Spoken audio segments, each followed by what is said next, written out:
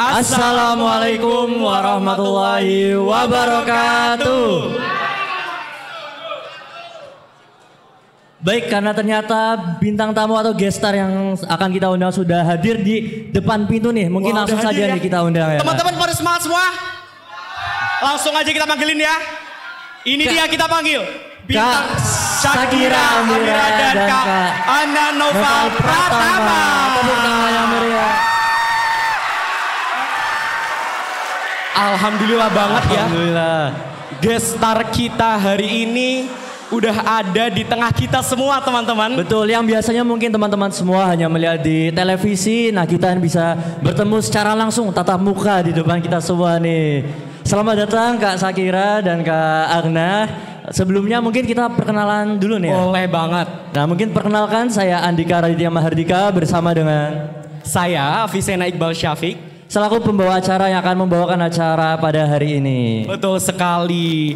Dan ya ini bener-bener excited banget ya, euforianya dari teman-teman dan juga semua yang hadir pada hari ini, betul ya. Dan saya tuh mau tanya sedikit dulu buat Kak Anna dan juga Kak Shakira. Gimana sih first impressionnya di Purwokerto? Kan Dan kesan pertamanya ya. apa sih di Purwokerto ini atau di Al Irsyad ya? Betul. Oke, mungkin untuk first impression di Purwokertonya sendiri aku belum dapat yang begitu banyak. Tapi yang pasti yang mau aku bilang adalah aku very excited bisa di sini, apalagi bisa ketemu kalian semua SMA IT Al Irsyad. Halo. Halo. Kalau Kak Shakira gimana? Halo semuanya.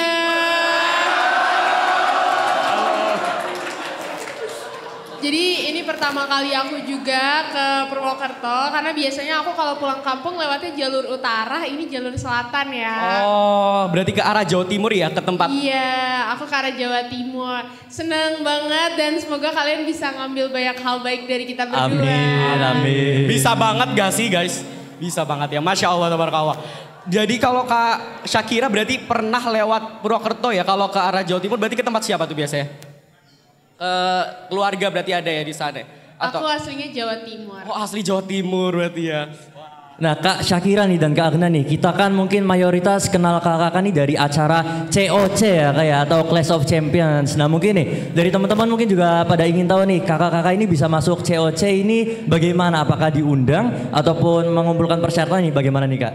Jadi kalau mau masuk COC itu sebenarnya beragam, nanti kalian dengerin cerita Agna juga. Kalau aku sendiri dihubunginnya pas itu lewat LinkedIn. Jadi kalau misalnya kalian mau memperbagus LinkedIn sekalian dari sekarang nggak ada salahnya. Terus aku dikontak lewat LinkedIn, terus baru move ke WhatsApp. Dari situ aku seleksi administrasi, diminta prestasi apa aja yang udah pernah diraih. Dari seleksi administrasi lolos, baru ada seleksi matematika dan soal-soal logika memorinya, kayak soal-soal COC. Dan dari situ baru dihubungin lagi setelah tes seleksi, lolos atau enggaknya gitu. Nah kalau mungkin dari Kak Agnanya sendiri nih gimana Kak? Kalau aku sendiri, aku itu pertama melalui seleksi dulu. Pertama kita dikasih semacam link dari pihak ruang guru buat kita isi, lalu ada semacam kayak Kak Shakira background checking gitu melalui LinkedIn, melalui Instagram, kayak dicek lah prestasi-prestasi kita itu apa aja. Kemudian di situ baru kita masuk ke seleksi mengerjakan soal, di mana soalnya itu ya ada basic arithmetic, logic, spasial, dan tadi salah satunya memorizing kayak gitu. Setelah kedua tes tersebut kita laksanakan, nanti diinfokan dari pihak ruang guru apakah kalian, apakah aku dan Kak Shakira berhasil lolos atau enggak, dan akhirnya kita alhamdulillah menjadi salah dua dari. Masya Allah, tepuk tangan lebih dahulu untuk Masya Patrio Allah. hari ini. Tapi saya mau tanya juga, kalau di situ juga diseleksi lagi nggak sih? Kayak misalkan banyak banget tuh pasti ya. Itu ada seleksinya lagi nggak buat nanti lanjutnya kayak itu? Ada. Jadi ada seleksi tulis buat logika matematikanya. Abis seleksi itu nanti kalian beberapa orang juga ada seleksi wawancaranya. Jadi bahkan ada interview khusus buat masuk COC-nya. Tes wawancara itu tes wawancaranya terkait materi atau mungkin kepribadian atau bagaimana Kak? Kebetulan kita berdua nggak dapet tes wawancara. Oh alah, berarti jalur menerapkan prestasi saja mungkin Kak. betul. Ya betul, tapi mungkin aku pun nanya ke salah satu champions lainnya ya semacam kayak waktu di interview tuh bagaimana sih kalian berapi-api dalam ikut COC ini gitu. Jadi dicari bukan hanya yang ikut saja tapi yang pengen menang juga nih kayak gitu. Tapi sejauh ini gimana nih? Apakah yang sesusah itu dari para champions kan dari namanya champions? Wah. Betul, mahasiswa terbaik di Indonesia bersaing. Jadi emangkah sesusah itu soal-soalnya apalagi banyak ya. Dan Kak Ana ini juga terkenal dengan board 5W-nya. Itu lucu. Betul. Dan itu menjadi apa ya? Yang mungkin teman-teman juga banyak yang tahu ya dari klip-klip di TikTok atau mungkin di lainnya. Karena sudah tersebar di TikTok, Instagram atau YouTube ya. Mungkin teman-teman kenal karena melihat di beranda TikTok ataupun Instagram ataupun YouTube ya mungkin ya Kak Iqbal ya. Oke. Tapi Masya Allah sekali ya teman-teman kalau misalkan kakak-kakak ini adalah mahasiswa dari Fakultas Akuntansi untuk Kak Ana dan Kak Syakira dari Fakultas Kedokteran. Wow. Dan mereka ini berdua dari Universitas Indonesia dari Depok jauh-jauh ke Purwokerto, Mas. Masya Allah sekali. Dan mungkin nih teman-teman juga banyak yang mungkin belum tahu nih prestasi apa saja yang telah diraih oleh Kak Agna dan Kak Syakira nih. Yang tentu saja skalanya sudah nasional atau bahkan lebih tinggi lagi ya. Bener. Nah, untuk Kak Syakira sendiri nih, ternyata Kak Syakira pernah menjadi Mapres UI atau bahkan Mapres Nasional dan sedangkan Kak Agna tidak kalah hebat juga pernah memenangkan competition di BFUB UPI. Benar ya Kak? Wow, tepuk tangan dulu dong. Masya Allah. Nah, dari banyaknya prestasi nih atau yang telah diukir oleh Kak Agna dan Kak Syakira ini tentunya dulu mempunyai motivasi ataupun tujuan apa sih dari Kak Syakira dan Kak Agna sehingga bisa termotivasi untuk bisa mencapai seperti posisi yang sekarang ini. Mungkin dari Kak Syakira dulu nih, adakah motivasi tertentu atau tujuan tertentu yang mungkin sudah diadakan sejak dini mungkin dari orang tua atau bagaimana Kak? Dulu aku di SMA itu nggak ikut organisasi apa-apa. Tapi aku emang olimpiade, kalau olimpiade aku dari SD. Tapi olimpiade aja, pokoknya cuma ikut olimpiade, aku gak berorganisasi. Terus di kuliah, mama aku ngebebasin aku buat ngelakuin apapun asalkan udah tahu konsekuensinya. Nah baru di kuliah aku lebih banyak explore. Tapi satu hal yang selalu aku pegang adalah ketika kalian mau ngelakuin sesuatu, pastiin kalian seneng ngelakuinnya. Karena misalnya nih, 2 contoh pekerjaan. 1, panitia ngontak-ngontakin humas. Itu kan sebenarnya pekerjaannya copy paste chat, terus ngeganti nama kan. Tapi buat aku itu pekerjaan yang susah banget karena aku gak suka. Kayak aku ngerasa capek banget ngerjain itu karena ternyata aku gak enjoy ngelakuinnya. Nah pas aku ngerjain paper mungkin kelihatan lebih susah. Tapi karena aku enjoy ngerjainnya jadi jauh lebih menyenangkan dibandingkan aku harus ngontak-ngontakin orang. Gitu contohnya. Tapi intinya adalah setiap kalian ngelakuin sesuatu pastiin kalian suka, enjoy. Karena kalau misalnya kalian ngelakuin sesuatu dengan suka, itu misalnya batas maksimalnya segini, kalian bisa ngelampauin batas maksimalnya gitu. Tapi nih Kak, kalau misalkan dari kita mungkin banyak yang mendapat tuntutan dari orang tua terkait harus masuk ke prodi ini dan itu, tapi kita tidak suka nih Kak. Bagaimana mungkin ya respon yang harus kita tunjukkan nih Kak terkait hal itu Kak? Oke, mungkin pertanyaannya emang relate juga sih sama aku. Jadi ketika aku udah memutuskan untuk kelinjur dari IPA masuk ke IPS, memilih fakultas ekonomi jurusan akuntansi di UI, itu ya pastinya awalnya ada perbedaan pendapat juga dengan orang tua. Di mana orang tua pada saat itu ingin masuknya ke universitas lain, sedangkan aku ingin ke Universitas Indonesia. Nah tapi pastinya di situ kalian jangan pernah berbeda pendapat dengan orang tua. Karena percayalah, karena ridho Allah itu ya ridho orang tua gitu. Semua itu nggak akan bisa kalian capai kalau tanpa ada ridho orang tua. Jadi cara aku bikin mama aku yakin ya dengan nunjukin prestasi aku, dengan aku terus berbicara dengan mama aku. Kalau misalnya aku benar-benar nih punya ambisi buat masuk UI dan jadi yang terbaik gitu. Dan alhamdulillah pada saat aku udah coba berbicara agak sekali tuh, ada sampai 3 kali, akhirnya mama aku luluh dan kita jadi sama-sama satu visi buat lolos ke Universitas Indonesia dan alhamdulillah berkat doa mamaku, doa kakakku dan keluarga aku bisa lolos ke Universitas Indonesia. Masya Allah jalur langit ternyata ya. Jalur langit. Ya, jadi memang kita memerlukan motivasi ya sejak dini dan tentunya harus mengikuti bidang yang kita suka. Kalau misal dari orang tua kalian mungkin nuntut ke sini ke situ ya kita audiensi lah kepada orang tua, menyatukan visi sehingga bisa terrealisasikan ya apa yang kita dan orang tua inginkan. Betul, dan tadi aku mau nge-highlight satu ya. Kalau misalkan Kak Syakira itu juga di SMA-nya dia nggak ikut organisasi teman-teman. Jadi dia fokus untuk mengejar kuliahnya dengan cara lain, dengan olimpiade. Jadi tidak terpatok dengan organisasi. Jadi buat teman-teman semua bisa jadi motivasi nih untuk nantinya mengejar PTN favorit ya. Betul. Jadi mungkin sekarang masih pasif atau hanya akademik, ya itu tidak mengapa karena contohnya saja Kak Syakira tidak organisasi tapi tetap fokus pada tujuannya di bidang akademik. Nah, berbicara ya soal belajar pasti kan nggak selalu mulus ya.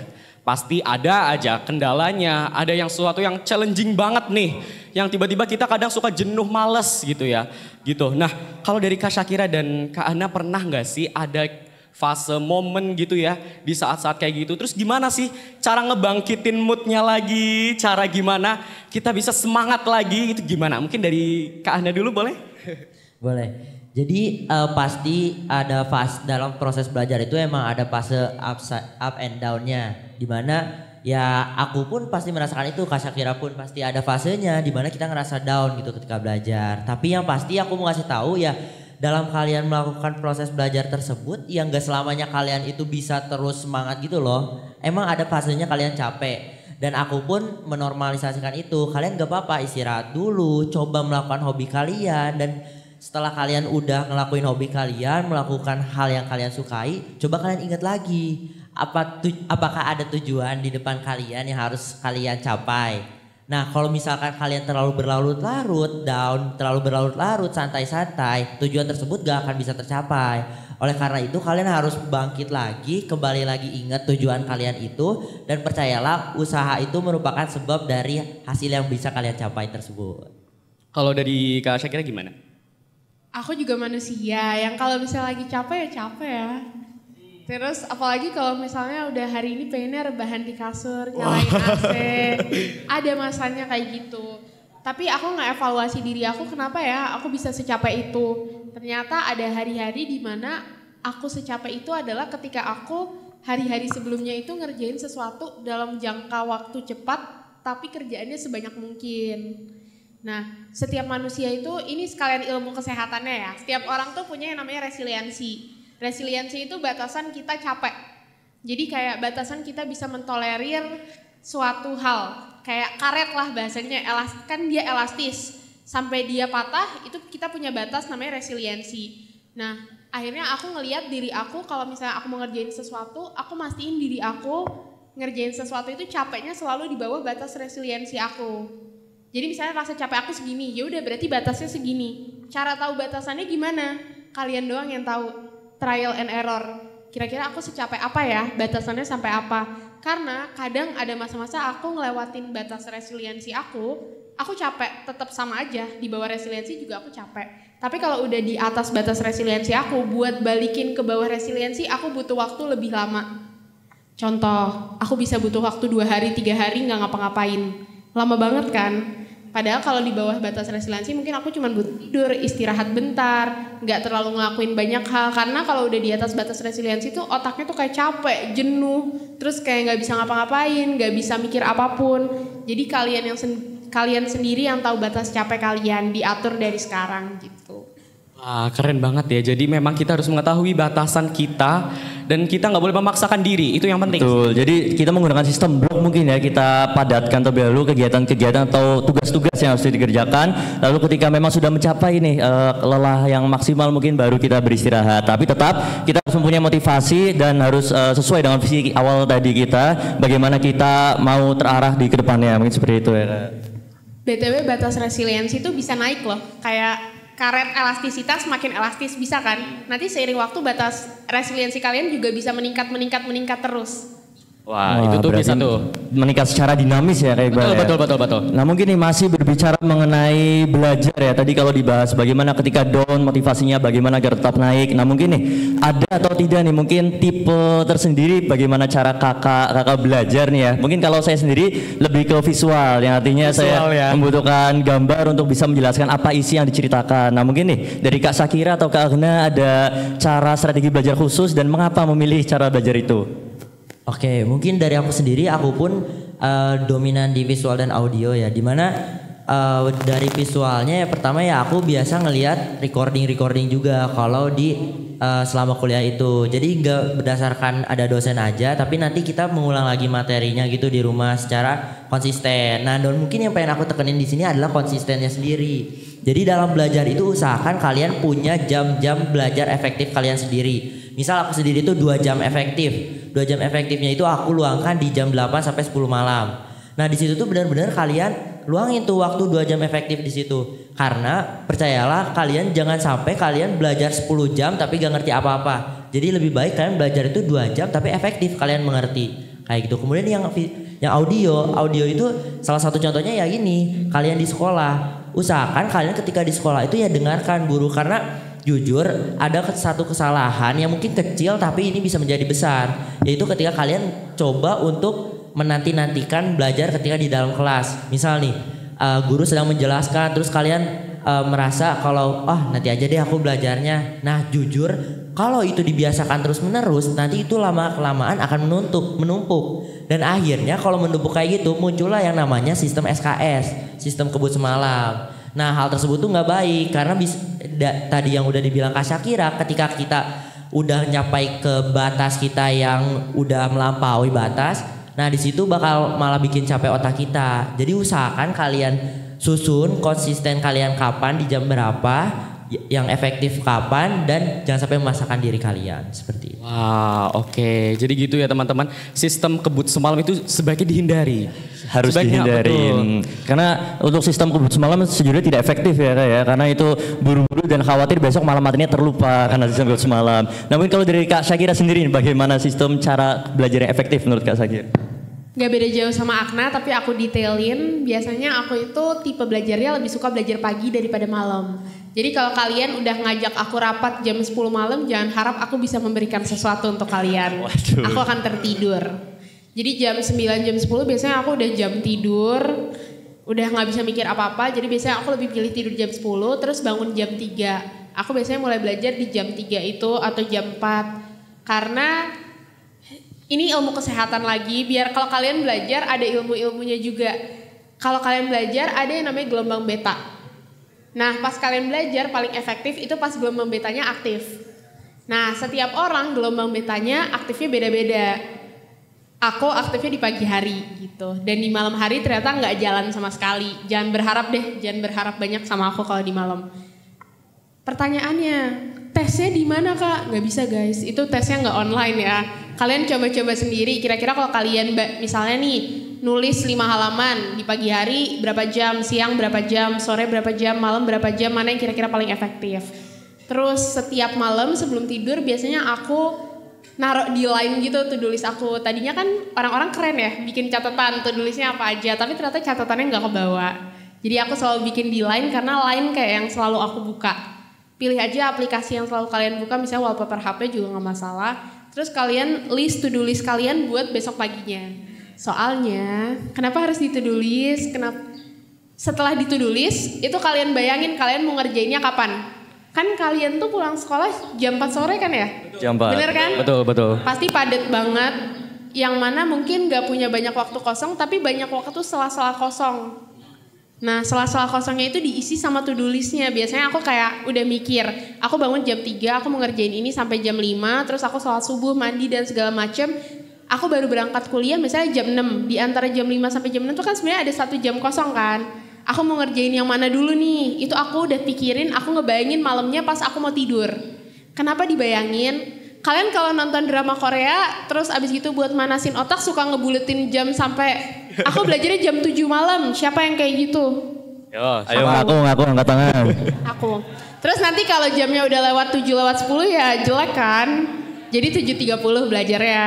Betul. Terus nanti kalau 7.35 udah jelek jam 8 belajarnya. Wah, relate banget gak sih? Betul banget. Aku juga kayak gitu, tapi akhirnya makanya malamnya aku bayangin dulu aku mau ngerjain apa. Karena kan kita nonton supaya otak kita panas ya.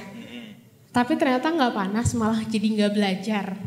Jadinya malamnya itu dibayangin supaya otak kita selalu siap jam berapa kita belajar. Jadi kayak malamnya aku udah tahu jam 4 sore aku bakal mulai belajar.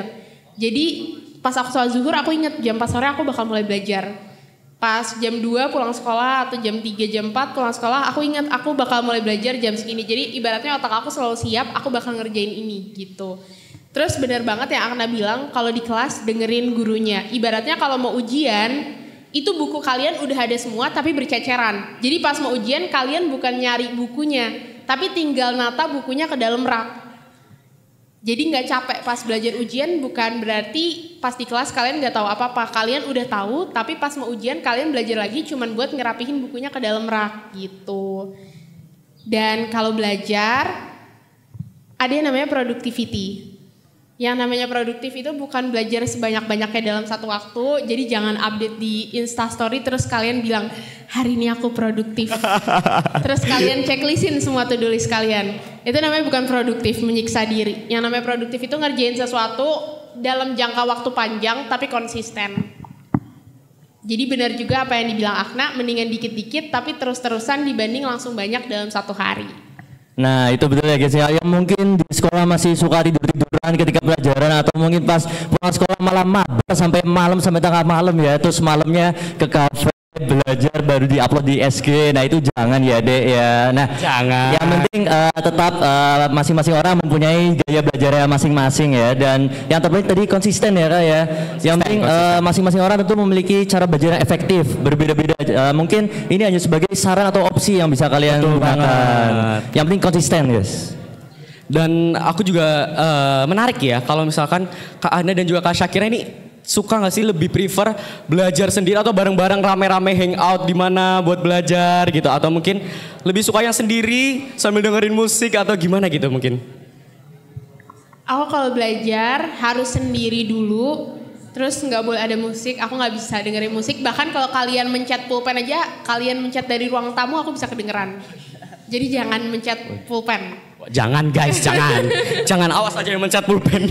Terus setelah itu kalau mau belajar kelompok baru bisa. Kalau aku ya, jadi belajar sendiri dulu. Kalau belajar kelompok dalam kondisi otak aku udah terisi, terus tinggal review atau bertukar sekalian ngelengkapin ilmu. Tapi ada orang-orang tertentu yang emang lebih enjoy belajar kelompok, contohnya adik aku. Jadi nggak ada yang salah, tapi sesuaiin sama kalian kayak gimana. Betul banget. Jadi aku pun salah satu yang satu tipe dengan Kak Syakira, di mana aku tuh gak bisa belajar langsung kelompok sama teman. Aku tuh harus belajar sendiri dulu, di mana ya kalian pelajari dulu materinya, isi dari materinya apa, kemudian kalian baru tuh bisa belajar dengan teman. Jadi belajar teman itu kalau aku sendiri bukan kita 0, teman kalian 0 juga. Nanti itu kita malah gak bisa saling sharing di situ. Jadi usahakan ketika kalian emang mau belajar kelompok dengan teman, kalian udah membekali diri kalian sendiri dulu. Misal aku udah jago di materi A dan B, teman kalian udah jago di materi C dan D. Jadi ketika kalian udah belajar bareng, oh jadi tahu gak sih materi A tuh kayak gini, sedangkan materi B gini-gini. Oh iya, kalau yang C sih gini-gini. Oh kayak gitu. Dan akhirnya ketika kita udah lengkap materinya, misalnya total ada 4 materi, A, B, C, D-nya udah lengkap, sama-sama punya satu pemahaman, kalian coba masuk ke latihan soal. Nah di saat kalian latihan soal bareng-bareng, baru tuh teruji mana yang kalian belum bisa, mana yang kalian udah bisa. Kayak gitu. Oh, nah, tapi ini Kak, saya ada pertanyaan lagi nih Kak. Tadi kan dikatakan bahwasannya SKS itu tidak efektif, tapi tentu saja banyak kemungkinan karena kesibukan organisasi ataupun mungkin tugas yang menumpuk. Apakah pernah nih Kak Syakira atau Kak Agna akhirnya mempraktekkan SKS ini, dan apakah efektif atau malah memang tidak efektif? Oke, mungkin aku izin jawab duluan. Jadi apakah pernah? Pasti pernah, pasti pernah. Pasti pernah ya guys, jadi wajar aja ya guys ya. Karena ya balik lagi, kita gak mungkin tahu kita salah kalau kita belum pernah nyoba itu salah gitu loh. Nah ketika aku nyoba SKS dan bener aja besoknya tuh gak efektif. Contohnya ngantuk, yang kedua ngeblank, semacam itu. Jadi usahakan Mungkin kita nih relate nih cowok-cowok kayak ngeliat cewek-cewek, wah rajin banget belajarnya tiap hari. Misalnya cowok-cowok kan ada biasanya, aduh pengen mabar dulu sama temen nih, ada yang sering kayak gitu kan. Nah tapi jujur kayak aku bilang tadi, kalian siapin aja 2 jam aja dari 24 jam loh. Kalian siapin 2 jam aja buat kalian belajar konsisten. Gak apa-apa, sok sedikit-sedikit kalian belajar. Nanti juga lambat laun pasti materi yang kalian pelajari itu udah tamat. Gak kerasa kayak gitu. Oke. Tapi kalau dari sistem yang tadi kakak terapin itu emang udah berjalan dari sejak SMA berarti ya? Ya betul. Udah dari SMA. Wah udah habit berarti ya Mas Dika ya? Jadi memang kita harus mempunyai habit atau kebiasaan dari SMA ya, karena nanti akan terbawa kebiasaannya ke kuliahan ya, betul ya Kak? Nah mungkin nih terkait tadi pembahasan belajar. Sepertinya Kak Syakira dan Kak Agna ini memang sudah bergelut dengan yang namanya angka-angka setiap hari mungkin ya Kak ya.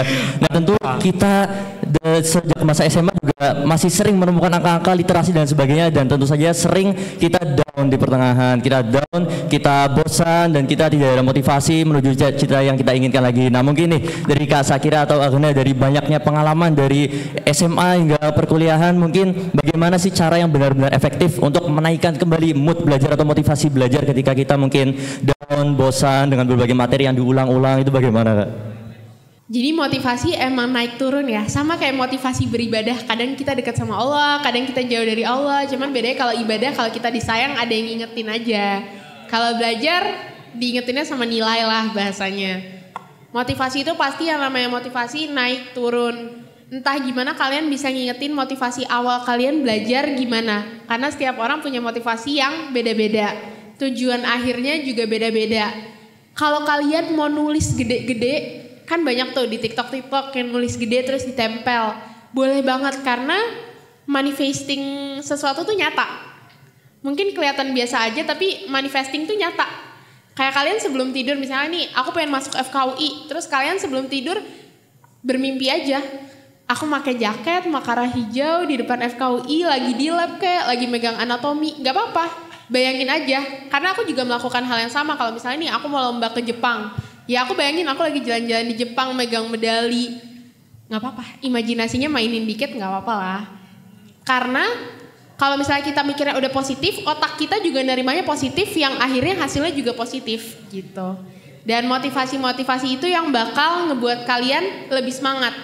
Aku ngelihatnya kalau misalnya kita udah berhasil satu, buat ngelanjutinnya itu jauh lebih mudah dibandingkan mencapai satu keberhasilannya itu. Jadi tetap semangat karena dunia memang berat, tapi kalian pasti bisa. Wah, Masya Allah. Jadi memang mindset ini mempengaruhi sebenarnya. Apabila kita mindset positif, bahkan mungkin bisa kuliah di Oxford atau apa. Dan itu kalau misalkan kita sudah berpikir positif, tentu apabila kita sudah berusaha maksimal, kita akan jatuh di antara bintang-bintang ya Kak ya. Jadi memang yang penting mindset yang positif mungkin ya Kak ya. Dan mungkin kalau dari Kak Agnes sendiri nih, apa sih motivasi yang benar-benar efektif untuk ketika down dan harus semangat lagi itu bagaimana Kak?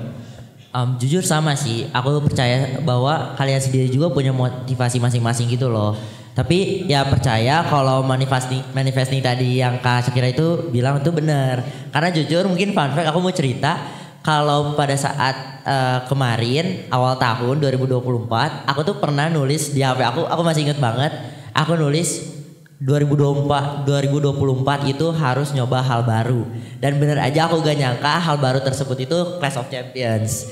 Jadi aku mau ngasih tahu ke kalian kalau kalian ketika kalian down, kalian ingat motivasi kalian apa. Mau itu orang tua, mau itu kalian kaya raya. Aku sendiri pernah punya motivasi pengen jadi orang kaya, di mana kalau aku diem 1 detik aja aku bisa ngasilin duit.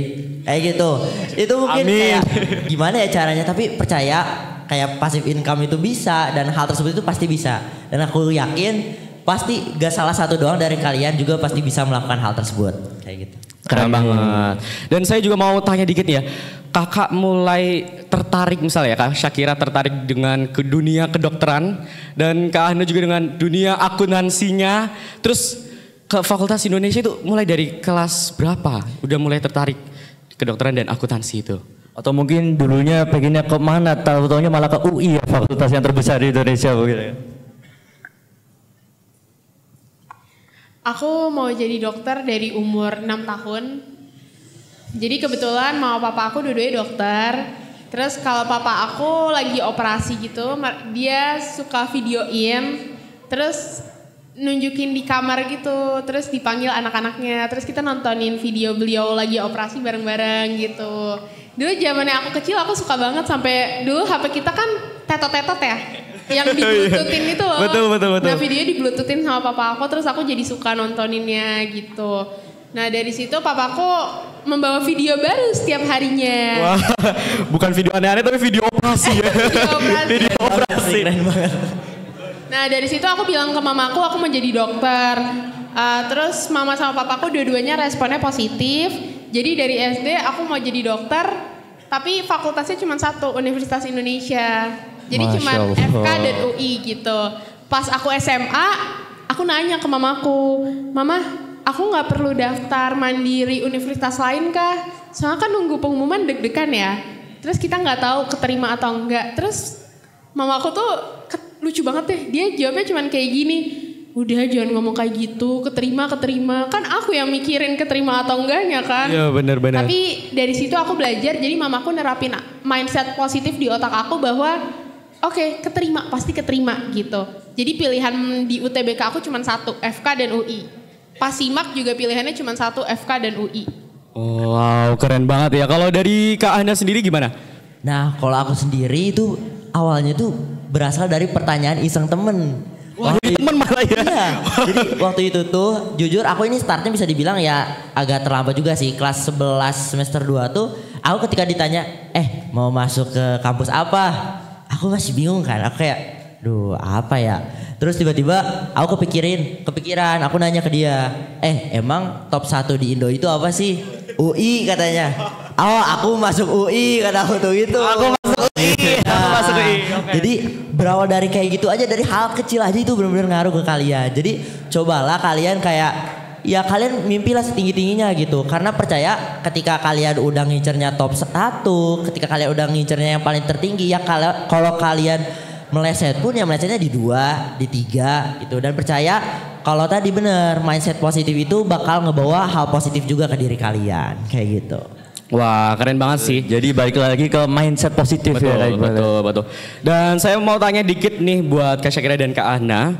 Ada nggak sih kayak role model yang menjadi inspirasi ataupun sumber motivasi buat kakak-kakak untuk bisa mencapai titik kesuksesan yang sekarang gitu? Ada nggak sih role modelnya Yang gitu? menjadi inspirasi ya. Betul Mungkin banget. kalau hanya motivasi masih kurang ya. Kita butuh sosok role model yang menjadi inspirasi untuk kita bisa menjadi seperti sosok itu atau bahkan melebihi sosok itu. Nah mungkin Betul. Kak Agnan atau Kak Syakira punya role model atau sosok inspirasi. Kalau dari aku sendiri role model aku itu sebenarnya gak jauh-jauh dari papa dan mama aku. Jadi Oke. ya, Betul. sejak aku kecil papa dan mama aku itu udah kayak mengajarkan aku banyak hal gitu loh. Dan mereka tuh udah menunjukkan kalau mereka tuh berpendidikan tinggi itu penting loh buat kita tuh. Jadi sejak kecil mindset aku tuh udah dibangun gitu. Kalau misalkan pendidikan itu bener-bener jalan pintas kalian menuju kesuksesan deh. Jadi mulai dari situ, dari kerja keras papa aku kan dulu seorang akuntan kan, dan hal tersebut yang memotivasi aku juga supaya ingin menjadi akuntan, pengen kayak papa aku, pengen pinter multi talent sana sini kayak mama aku. Nah hal tersebutlah yang memotivasi aku sehingga bisa seperti ini. Wah, kalau dari Kak Syakira bagaimana? Dari orang tua aku juga, dua-duanya dokter, tapi mungkin aku ngelihat papaku itu dokter pertama di keluarga aku. Terus papaku tuh asalnya dari Bondowoso, nggak tahu kalian tahu Bondowoso nggak? Mungkin ada yang di sini dari Bondowoso juga. Wah, Jadi papaku dari Bondowoso yang kalau kalian tahu sampai sekarang Bondowoso aja nggak ada Gojek, nggak ada Grab ya. Adanya tukang becak. Tapi tukang becaknya nggak bisa bahasa Indonesia, biasanya bahasa Madura. Jadi aku ngelihat perjuangan papa aku dari kota kecil. Bondowoso juga nggak punya bandara ya guys. Jadi kalau mau nyampe ke sana Banyuwangi, kalau enggak stasiunnya Jember. Yang aku ngelihat papa aku SMP SMA-nya dari kota kecil, terus beliau jadi dokter pertama di keluarganya, biayanya juga nggak mudah, dibantu sama kakak-kakaknya, dan papaku bilang ke aku, Abah nggak mau kamu ngerasain susahnya jadi abah, jadi aku benar-benar ngerasa bersyukur dapat privilege yang mungkin kedua orang tua aku nggak rasain gitu. Mama aku bukan dokter pertama di keluargaku, tapi mamaku juga dari Gersik, bukan dari Jakarta. Jadi mama dan papaku merantau ke Jakarta dan aku tahu banget usaha mereka buat aku dan adik-adik aku. Cerita dulu adalah katanya mama papaku sampai kalau misalnya mau nyari susu buat aku aja susah gitu. Karena semuanya ternyata butuh usaha, semuanya itu naik dan turun. Dan dari situ sekarang aku gak ngerasain susahnya jadi mama papa aku belajar pengen ngasih yang terbaik buat mereka gitu. Masya Allah, tangan dulu tuh. Jadi memang kita harus memiliki sosok role model ya, atau sosok yang menjadi inspirasi kita sehingga kita ada acuan atau patokan bisa mencapai sosok tersebut atau bahkan bisa melebihi sosok inspirasi tersebut. Yang penting masih bernilai positif ya kayak gitu. Banget. Jadi memang sosok orang tua itu memang penting buat kita ya.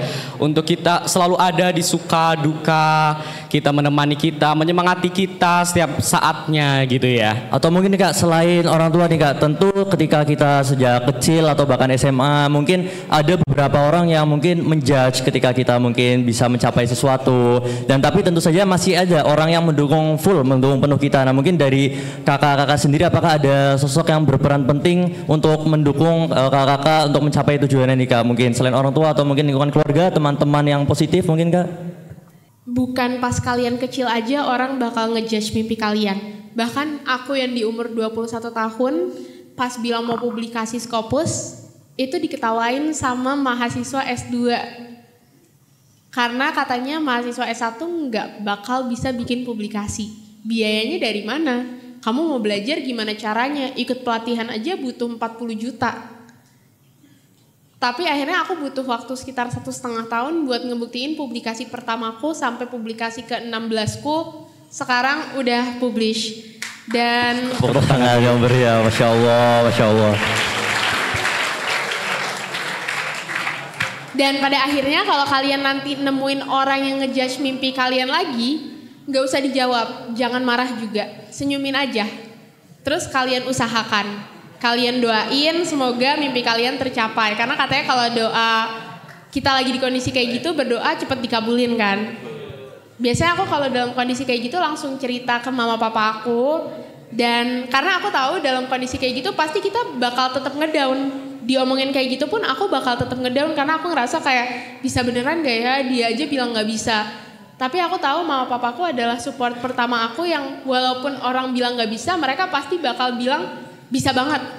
Bahkan kalau misalnya dalam kondisi itu orang tua kalian pasti orang pertama yang bakal nanya butuh apa, mau dibantuin apa, abah sama mama pasti mau bantuin. Itu pasti bukan cuma orang tua aku doang, aku yakin orang tua kalian juga bakal kayak gitu. Tapi dalam kondisi itu ternyata mamaku nggak tahu Scopus itu apa. Terus abahku bilang semangat ya gitu. Karena ternyata itu hal baru juga buat mereka. Jadi aku benar-benar berusaha dari nol. Dari nol minta bantuan kakak kelas. Pelatihan yang katanya 40 juta itu tentu saja tidak aku ikuti. Karena ternyata ada YouTube. Dan harganya gratis. Jadi sekarang ilmu itu murah banget, bisa diakses di mana-mana secara gratis, tinggal pinter-pinter kalian memanfaatkannya. Terus publikasi yang katanya bayar 40 juta, 50 juta itu benar, tapi bukan aku yang bayar. Karena kalau aku yang bayar kayaknya mendingan aku beli rumah ya. 50 kali 6, 800 juta. Wah, iya banget ya. Jadi kalau misalnya nanti kalian didatengin orang yang bilang gak mungkin lagi, kalian senyumin aja, gak usah dijawab apa-apa, jangan marah juga ya. Nggak usah marah juga. Pokoknya benar-benar senyumin aja, terus make it happen. Karena kita memang tidak pernah tahu ya rahasia Allah itu akan seperti apa, dan kita harus tetap husnuzon dengan rencana dari Allah Subhanahu wa taala. Betul. Jadi jangan alasan karena mungkin biaya yang mahal dan sebagainya. Terbukti adanya YouTube sangat membantu dengan tentunya ada juga yang namanya ChatGPT ya Kak ya, yang tentunya bisa membantu apabila kalian bisa mempergunakannya dengan baik. Betul. Nah, mungkin kalau dari Kak Agnes sendiri nih bagaimana Kak? Oke, mungkin untuk sosok di balik aku bisa sampai seperti ini ya pastinya orang tua. Karena mungkin jadi waktu aku umur 2 tahun itu papa aku tuh udah meninggal dunia pada saat itu. Jadi waktu saat kelas 2 SD. Jadi pada saat itu benar-benar mama aku tuh yang memotivasi aku sampai saat ini. Jadi yang mengantarkan aku les mama aku, yang mendorong aku bisa sampai seperti ini mama aku. Jadi ketika kalian ngerasa ngedown gitu, kalian bingung kalian mau apa, ya kalian ingat lagi sosok di belakang kalian tersebut. Mereka yang udah mengusahakan kalian, mereka yang udah membantu kalian, yang ada di saat kalian membutuhkan gitu. Jadi ketika kalian mengingat hal-hal tersebut, pastinya kedepannya kalian bakal termotivasi lagi. Kemudian ketika ada orang yang ngejudge, ya benar tadi kata Kak Syakira, kita itu nggak usah jawab, senyumin aja. Jawabnya dengan cara apa? Jawabnya dengan keberhasilan kalian, kayak gitu. Wah. Tapi dengan kakak ikut dari Clash of Champions, kemudian juga dengan lomba-lomba nasional lainnya, itu respon dari teman-teman pertama gimana tuh untuk ngikutin kayak misalnya Clash of Champions? Apakah yang langsung ayo ikut aja gitu, cobain dulu atau gimana gitu respon dari mereka? Atau mungkin lagi-lagi ada yang menjudge tuh Kak, bagaimana itu Kak? Kalau dari aku sendiri yang pastinya kan Clash of Champions itu kan pada saat kita daftar kita gak boleh expose terlalu banyak gitu kan. Jadi benar-benar yang pada saat itu tahu itu ya orang terdekat, keluarga gitu. Nah dari keluarga sendiri mereka yang ngedukung aku. Mereka yang ngedukung aku kayak coba aja dulu, jangan takut katanya. Gak ada yang tahu katanya tuh. Dan Allah juga udah ngasih tahu kita kalau gak ada hal yang gak mungkin gitu selagi kita berusaha. Dan pada saat itu jujur aku pun takut, ini aduh aku daftar atau gak usah kayak gitu. Dan akhirnya aku pun gak menyesal, aku udah daftar. Dan aku mungkin pengen ngingetin ke kalian juga, kalian lebih baik nyesel nyoba daripada nyesel gak pernah nyoba, kayak gitu. Betul sih.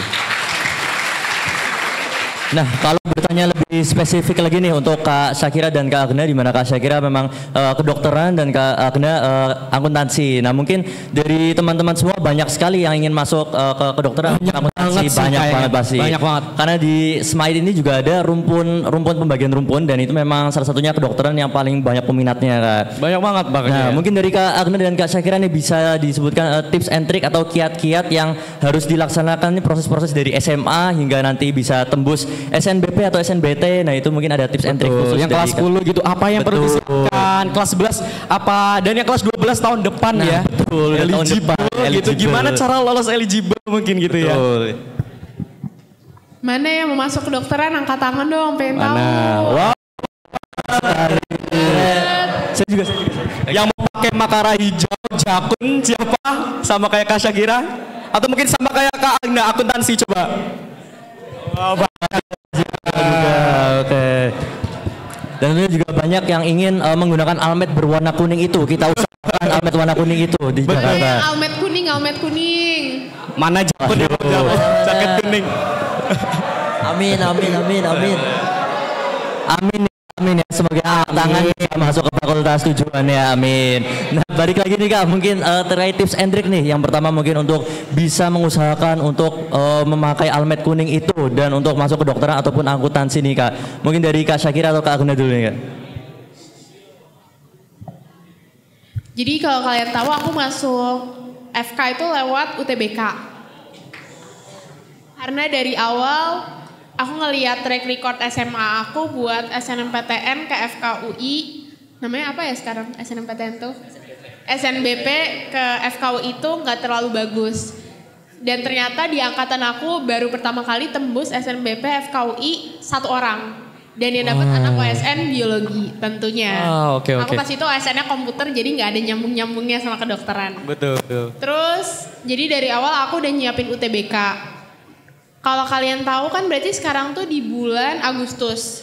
Aku baru nyiapin UTBK itu di bulan November. Oktober November lah bahasanya. Wait. Sebentar ya guys ya. Ini mungkin waktu belajarnya sudah nyala ini belajar. Jam pagi. Jam pagi ini ya. Iya guys, aku selalu masang alarm gitu di jam 9-an gitu.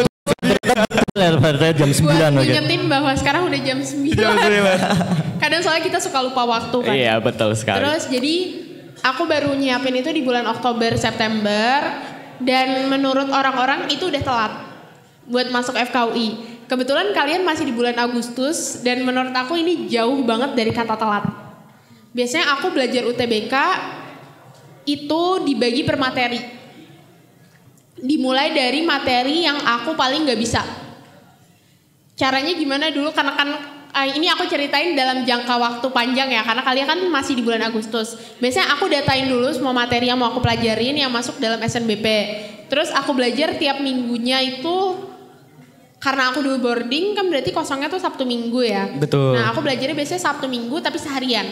Jadi pagi sampai sore, pagi sampai sore. Jadi mungkin dari jam 8 pagi sampai jam 9 malam gitu. Tapi ada istirahatnya. Nah itu biasanya aku nyoret beberapa materi. Misalnya fisika satu materi, kimia satu materi, biologi satu materi. Tapi aku benar-benar belajar materinya ngupas tuntas. Tapi lanjut ke soal-soal. Jadi jangan pernah belajar materi doang. Harus tetap lanjut ke soal-soal. Atau kalian mau dibalik ngerjain soal-soal dulu. Kalau nggak bisa baru baca materinya. Tapi baca materinya meluas. Ibaratnya adalah kalau kalian udah ngerjain soal tipe itu. Pas kalian ketemu soal tipe itu jangan sampai salah lagi.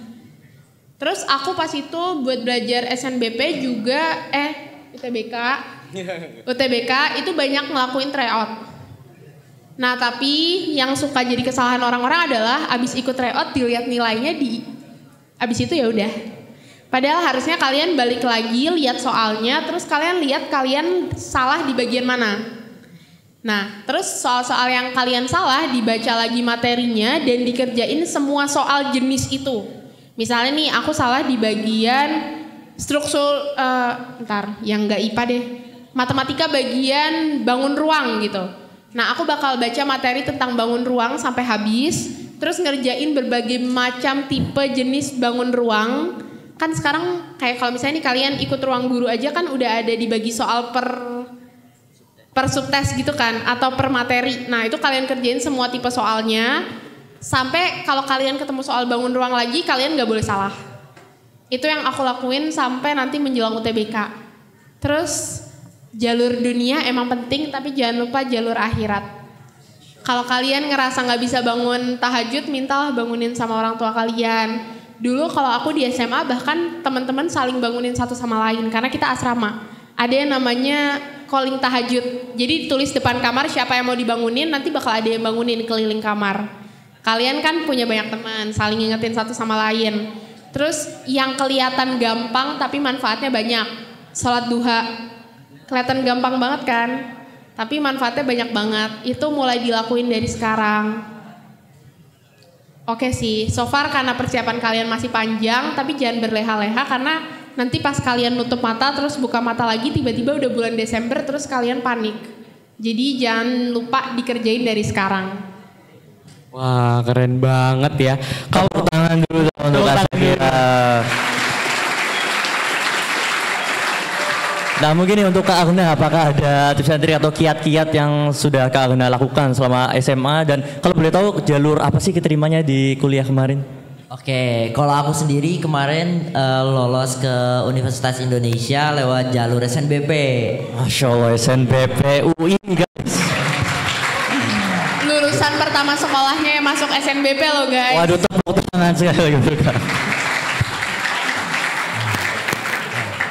Ya mungkin jadi benar tadi kata Kak Shakira. Jadi pada saat aku memilih SNBP itu, pada saat itu ke UI, ke akuntansi UI, itu tuh belum ada alumni yang pernah lolos ke situ. Merinding gak sih? Aku dengernya merinding loh. Kemudian mungkin nih kalian nih, sekolah kalian kan udah di angka yang lumayan tinggi kan, dimana itu ada di peringkat ke 100 atau berapa. Nah sedangkan pada saat itu aku lolos SNBP UI itu, sekolah aku tuh peringkatnya 500 tanpa alumni dan bahkan aku linjur. Jadi itu benar-benar nekat. Jadi bagaimana aku bisa capainya ya pertama benar dengan jalur langit tadi. Jadi kalian jangan pernah lupa jalur langit itu benar-benar nyata. Jadi mungkin kalian ketika kalian ngobrol dengan teman, aku masuk ini deh, terus teman kalian mungkin ada yang bilang, susah gak sih ke situ, gak bisa gak sih? Nah kalian percayalah dengan kalian usaha, dengan kalian doa, dengan apalagi minta doa orang tua deh. Itu benar-benar kuat banget sehingga hal yang kalian pikirkan gak mungkin tuh bisa jadi mungkin. Kayak gitu. Nah kemudian ini untuk kelas 10, kelas 11 dan mungkin kelas 12 yang udah merasa nilai-nilai di rapot kalian tuh udah bagus gitu. Nah aku mau ngasih saran ke kalian ya, kalian tetap manage itu gitu. Manage buat nilai kalian itu terus meningkat. Jadi usahakan kalian ya konsisten di mana kalian itu menyukai pelajaran tuh gak cuman menyukai satu pelajaran. Jadi tanam mindset di mana kalian itu kalau ditanya orang, kamu suka pelajaran apa sih? Ya kalau paling suka kalian boleh nyebutin beberapa mata pelajaran. Tapi ketika kalian ditanya ada gak yang gak disuka mata pelajaran, usahakan itu tuh gak ada. Mau sedemikian rupa susahnya, mau sedemikian rupa kalian ngerasa kurang nyaman, tapi usahakan semua yang kalian pelajari itu tuh kalian bikin suka. Kenapa? Karena ketika kalian ngerasa gak suka, otomatis materi yang masuk ke otak itu bakal susah. Kayak gitu. Jadi dengan kalian belajar, memanage nilai kalian, dan kelas 10-11 nih apalagi nih. Kelas 10-11 tuh masih possible banget buat maintain nilai kalian supaya naik terus. Sehingga nanti bisa eligible dan masuk SNBP. Kemudian untuk kelas 12 juga yang semester 1 udah nilainya bagus banget. Iya, kalian juga manage terus aja. Tapi jangan lupa tadi ada SNBT yang harus kalian siapin. Jadi apa kita boleh berharap ke SNBP doang? Jawabannya enggak. Jadi ketika kalian memang udah berharap SNBP tapi tetap usahakan SNBT-nya. Karena ini benar-benar bukan pengalaman 1-2 orang. Jadi ada temen aku, dia tuh udah berharap banget SNBP. Tapi ketika SNBP-nya kurang sesuai yang dia inginkan, dia baru belajar SNBT. Wah, itu benar-benar capek banget. Bisa dibilang kan SNBP ke SNBT itu 1 atau 2 bulan gitu kan. Nah itu capek banget. Pokoknya aku mau ngasih tahu ke kalian, kalau fight kali ini tuh, fight mencapai universitas yang kalian inginkan itu bukanlah lari sprint, tapi lari maraton. Jadi jangan pernah jadikan lari maraton ini jadi lari sprint, kayak gitu. Waduh, keren banget. Tepuk tangan dulu teman-teman. Tapi sayang banget ya teman-teman, waktu kita bersama dengan Gestar kita udah mau habis. Tadi sudah alarm juga mungkin bunyi ya. Iya, udah mau habis dan tentunya masih banyak sekali nih pertanyaan-pertanyaan yang mungkin ada di benak teman-teman nih, yang nanti mungkin bisa ada sesi sharing lagi ya, lain waktu. Dan mungkin nih sebelum kita tutup nih, mungkin ada quotes of the day atau mungkin ada pesan-pesan dari kakak, atau mungkin juga pesan-pesan untuk teman-teman kita semua, atau motivasi untuk teman-teman semua untuk bisa mungkin sukses lah di masa depan lah. Jadi kalau quotes of the day dari aku paling inget banget dari yang Kak Belva bilang. Kak Belva itu pernah bilang, dia ngasih quotes kayak gini. Jadi belajar itu sakitnya sementara, tapi senengnya selamanya, kayak gitu. Wah, luar biasa sekali nih. Nah nih dari Kak Syakira nih pasti ada nih quotes of the day nih yang sudah disiapkan jauh-jauh hari mungkin ya. Aku bakal tetap ngebawain quotes yang biasa aku bawain, karena menurut aku dalam kondisi apapun relate. Jangan datang terus bilang Kak aku gak pinter, karena yang berhasil bukan orang yang pinter tapi orang yang rajin. Ya Allah. Dan ini anak-anak semua harus rajin ya guys ya, karena nanti otomatis pinter ya kayak gitu ya. Karena kita udah di penghujung acara, saya dan Mas Dika mau ngucapin terima kasih yang banyak untuk Kak Agna dan juga Kak Syakira sudah menyempatkan waktunya ke Purwokerto, khususnya ke SMA Islam Teladan Al Irsyad Islamiyah Purwokerto. Dan terima kasih juga atas antusiasnya kepada teman-teman semuanya. Dan setelah ini kita akan foto bareng ya. Betul. Dan langsung diarahin mungkin nanti.